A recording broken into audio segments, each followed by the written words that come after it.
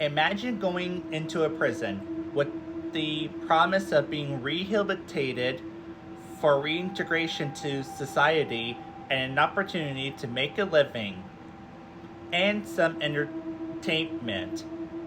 This was the case for the West Virginia State Penitentiary, where they promised to rehabilitate inmates for society.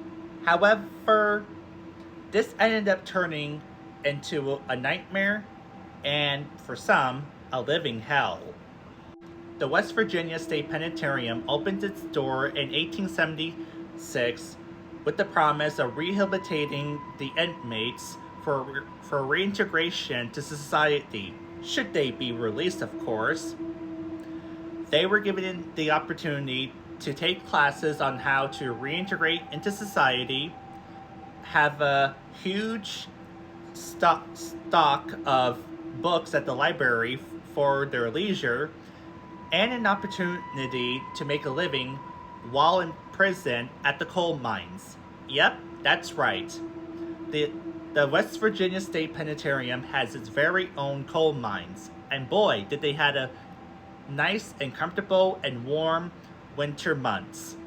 They were also given an opportunity to have some entertainment, but not in a way that you would think. While we would go to the movies for some entertainment, at the West Virginia State Penitentiary, the inmates would gather at the gallows to watch their fellow inmates get unalived. Which is kind of bizarre and creepy if you were to ask me. Never in my life would I thought going to the gallows would be an entertainment. After all, this is supposed to set an example of what happens to criminals if they committed one of the world's worst crimes, and it's prison. But I guess to them it's entertainment and it's better than sitting in their cell all day. However, an incident occurred in 1939 where an inmate was unalived through the gallows where he fell through the trap door, but it ended in a gruesome way which shocked and horrified the inmates. It was changed to invite only, but that came to an end in 1951. By the 1950s, the electric chair, aka Old Sparky, replaced the gallows where inmates were given out their final sentence. But this is no better than the gallows, as this literally sent fear down your spine, and it was pretty brutal. Conditions at the penitentiary began to deteriorate as overcrowding causes many inmates to be crammed into their tiny cells with 3 per person, 2 of them getting the bunker beds as they can only hold 2 people, while the third has to sleep on a mattress on the bed. The treatment, the conditions, and brutality were so horrendous that life there was unbearable. This was far the rehabilitation image that the penitentiary wants. Over 36 inmates were unalived and many others unalived themselves, with the additions of the 94 inmates that were already unalived through the gallows and the electric chair. The brutalities and conditions eventually became unbearable, and a riot soon broke out.